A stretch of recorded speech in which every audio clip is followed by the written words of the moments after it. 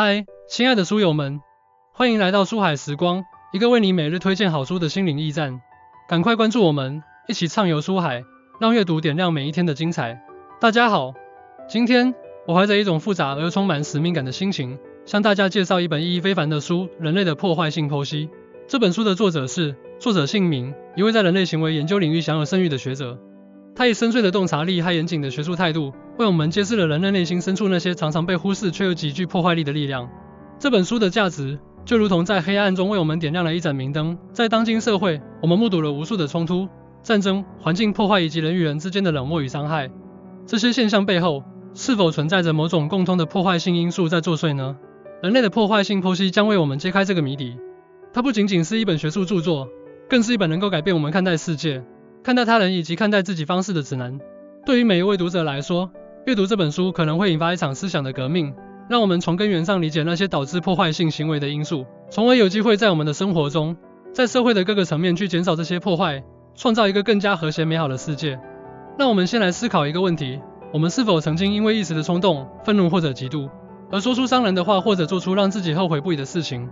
就像著名作家奥斯卡·王尔德，他的一生充满了才华与争议。在他生命的最后阶段，回顾自己曾经因为骄傲和自负而伤害过的朋友和家人，他感慨道：我毁掉了我自己。这种因为自身性格中的破坏性因素而导致的人生悲剧，在我们的生活中并不少见。那么，我们是否能够从王尔德的故事中汲取教训，去深入探究人类破坏性的根源，并找到应对之策呢？这正是《人类的破坏性剖析》这本书所要探讨的核心问题。1. 破坏性行为的根源，内心的冲突与失衡。在《人类的破坏性剖析》中，作者首先深入探讨了破坏性行为的根源。作者认为，人类内心深处的冲突与失衡是导致破坏性行为的主要因素。这些冲突可能源于我们的欲望与道德准则之间的矛盾，过去经历留下的创伤与现实生活需求之间的碰撞等。从心理学角度来看，弗洛伊德的精神分析理论为我们理解这种内心冲突提供了很好的视角。弗洛伊德提出的本我、自我和超我之间的相互作用，常常在我们的内心引发激烈的斗争。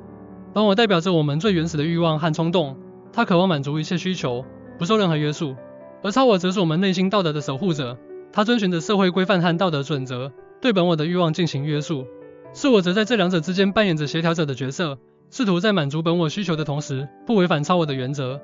然而，当这种协调出现失衡时，破坏性行为就可能产生。例如，一个在童年时期经历过严重情感忽视的人，他的内心可能充满了对爱和关注的渴望，本我，但由于长期缺乏这种情感滋养，他的超我可能无法正常发展，无法有效地引导他以健康的方式去寻求爱。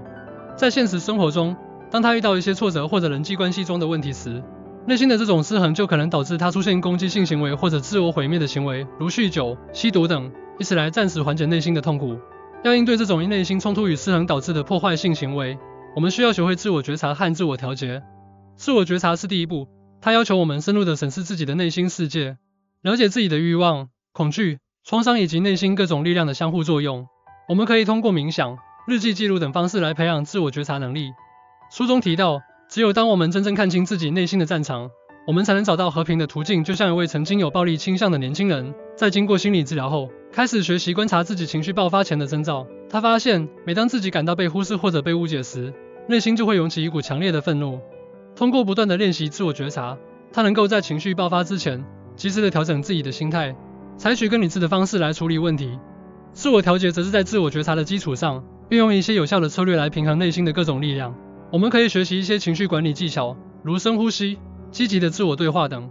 当我们感到内心的冲突即将引发破坏性行为时，通过深呼吸来缓解紧张情绪，用积极的自我对话来引导自己的思维方向，从而避免做出让自己后悔的事情。2. 社会环境对破坏性行为的影响，文化与群体压力。除了内心的冲突与失衡，社会环境也是影响人类破坏性行为的重要因素。不同的文化背景和社会群体压力会对我们的行为产生潜移默化的影响。从社会心理学的角度分析，文化为我们提供了一套行为规范和价值观体系。在一些文化中，竞争和胜利被过度强调，这可能导致人们为了追求成功而不择手段。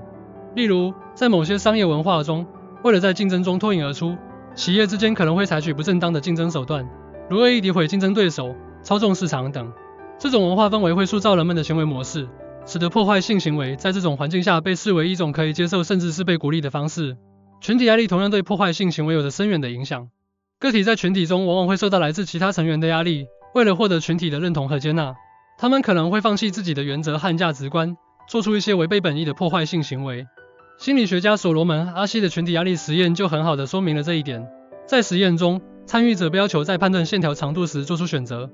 当其他群体成员实际上是实验者的助手，都给出错误答案时，许多参与者为了迎合群体，也选择了错误的答案。这种现象在现实生活中也屡见不鲜，比如在校园欺凌事件中，一些原本善良的孩子可能会因为害怕被孤立而参与到欺凌行为中。为了减少社会环境对破坏性行为的影响，我们需要培养批判性思维和文化敏感性。批判性思维使我们能够对周围的文化和社会现象进行深入分析，辨别其中可能存在的破坏性因素。我们可以学习批判性思维的技巧，如质疑权威、分析证据、识别逻辑谬误等。书中指出，在文化的洪流中，我们需要成为有思想的舵手，而不是随波逐流的浮萍。例如，在面对一些商业广告所传递的过度消费主义价值观时，我们可以通过批判性思维来分析这些广告背后的动机，思考这种价值观对我们个人和社会的影响，从而避免被其误导，做出一些不必要的破坏性消费行为。文化敏感性则要求我们尊重和理解不同文化背景下的行为模式。当我们与来自不同文化的人交往时，避免用自己的文化标准去评判他人的行为，而是尝试去理解他们的文化背景和价值观。这样可以减少因文化冲突而引发的破坏性行为，促进跨文化交流与合作。3. 破坏性行为的个体差异、性格与认知风格。即使在相同的社会环境下，不同的人也会表现出不同程度的破坏性行为，这是因为个体在性格和认知风格上存在差异。从性格心理学角度分析，一些性格特质与破坏性行为密切相关。比如，具有高神经质特质的人，他们往往情绪不稳定，容易焦虑、愤怒和抑郁。这种情绪上的不稳定性使他们更容易在面对压力和挫折时，出现攻击性行为或者自我毁灭行为。相反，那些性格开朗、乐观的人在面对困难时，更倾向于以积极的方式去应对，从而减少了破坏性行为的可能性。在认知风格方面，场依存型与场独立型认知风格也会影响破坏性行为。场依存型的人更容易受到外界环境的影响，他们在群体中更倾向于服从权威和群体规范，因此在群体压力下，更可能参与一些破坏性行为。而场独立型的人则更注重自己的内心感受和判断，他们更有可能在面对不合理的群体压力时，坚持自己的原则，避免参与破坏性行为。了解自己的性格和认知风格对于控制破坏性行为至关重要。我们可以通过心理测试、心理咨询等方式来了解自己的性格特质和认知风格。一旦我们对自己有了更清晰的认识，就可以有针对性的采取一些措施来调整自己的行为。例如，一个高神经质的人可以学习一些情绪管理技巧，如情绪释放、情绪调节等。同时，他们可以尝试培养一些积极的性格特质，如乐观、坚韧等。通过不断的努力，他们可以逐渐改变自己的行为模式，减少破坏性行为的发生。对于场依存型的人，他们可以学习一些增强自我意识的方法，如自我反思、自我肯定等。在面对群体压力时，他们可以提醒自己保持清醒的头脑，审视群体行为是否合理，从而避免盲目的参与破坏性行为。4. 应对破坏性行为的策略：积极沟通与冲突解决。当破坏性行为已经发生，或者我们面临可能导致破坏性行为的冲突时，积极沟通与有效的冲突解决策略就显得尤为重要。积极沟通是建立在尊重、理解和共情的基础上的沟通方式，它要求我们在交流过程中关注对方的感受和需求，而不是仅仅关注自己的利益。在沟通中，我们可以通过倾听、表达同理心、清晰地表达自己的想法等方式来建立良好的沟通氛围。有效的冲突解决策略则包括合作、妥协、回避等不同的方式。合作是指双方共同努力，寻找一个对双方都有利的解决方案；妥协是指双方都做出一定的让步，以达成一个相对满意的结果。回避则是指在某些情况下，暂时放下冲突，等到合适的时机再解决。在面对冲突时，我们可以用积极沟通的技巧来缓解紧张的气氛。例如，当我们在与他人发生意见分歧时，首先要做的是倾听对方的观点，而不是急于反驳。我们可以通过点头、适当的回应等方式来表示我们在认真倾听，然后表达对对方感受的理解。书中提到，沟通是解决冲突的桥梁，而理解则是桥墩。比如，在家庭中，夫妻之间发生争吵时，如果一方能够先停下来，听听对方的想法，并且表示理解，那么争吵的激烈程度就会大大降低。在选择冲突解决策略时，我们需要根据具体情况来判断。如果双方都有强烈的意愿解决问题，并且有共同的目标，那么合作可能是最好的选择。如果双方的目标存在一定的冲突，但又有一定的妥协空间，那么妥协是可行的。如果冲突比较复杂，一时难以解决，或者双方的情绪都比较激动，那么回避可以避免冲突的进一步升级。5. 自我成长与破坏性行为的预防，持续学习与自我提升。预防破坏性行为是一个长期的过程，需要我们不断地进行自我成长和自我提升。通过持续学习，我们可以不断拓展自己的知识面，提升自己的认知水平，从而更好地理解自己和他人，减少破坏性行为的发生。学习心理学知识可以帮助我们了解人类行为背后的规律和机制。例如，学习发展心理学可以让我们了解不同年龄阶段人类心理发展的特点，从而更好地理解儿童和青少年的行为。学习认知心理学可以让我们了解人类认知过程的特点，如感知、注意、记忆、思维等，这有助于我们理解人们在信息处理过程中的偏差和错误，进而减少因误解和误判而引发的破坏性行为。此外，自我提升还包括培养一些积极的生活习惯和兴趣爱好。健康的生活习惯，如规律的作息、合理的饮食、适度的运动等，可以改善我们的身体和心理状态，使我们更有精力和耐心去应对生活中的挑战。而积极的兴趣爱好，如阅读、音乐、绘画等，可以丰富我们的精神生活，转移我们对负面情绪和破坏性行为的注意力。我们可以制定一个学习计划，定期阅读心理学书籍，参加心理学讲座和培训等。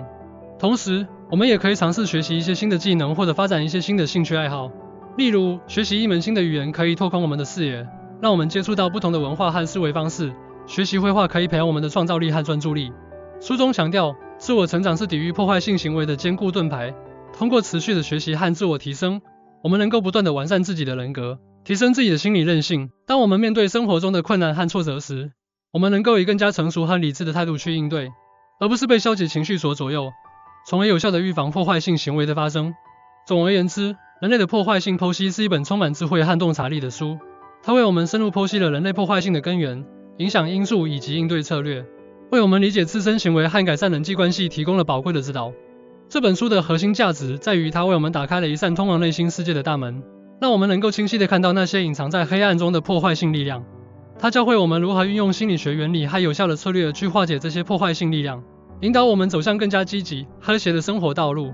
我呼吁每一位读者都来阅读这本书，并将其中的理念和习惯运用到自己的生活中。让我们从现在开始关注自己的内心世界，关注社会环境对自身行为的影响，了解自己的性格和认知风格，学习积极沟通和冲突解决的方法，并通过持续的学习和自我提升来预防破坏性行为。记住，改变从阅读开始，行动从理解出发。让我们一起努力，为创造一个更加美好的世界贡献自己的一份力量。